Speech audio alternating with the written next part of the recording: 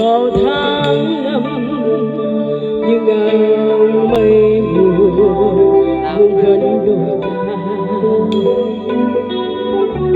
Đêm nay bao trái tim cùng đánh thức núi rừng, ta hát chung bài ca nguyện cùng giữa mây.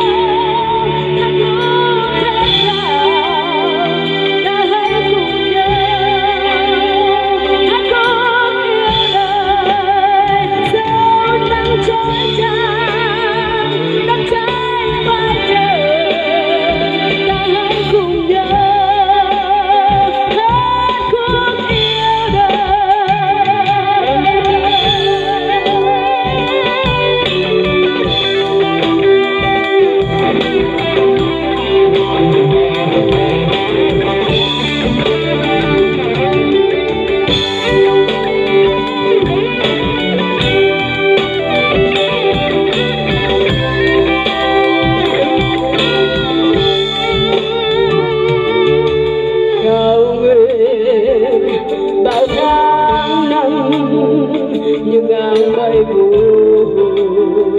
vương vấn đôi ta. Đêm nay bao trái tim đã thức núi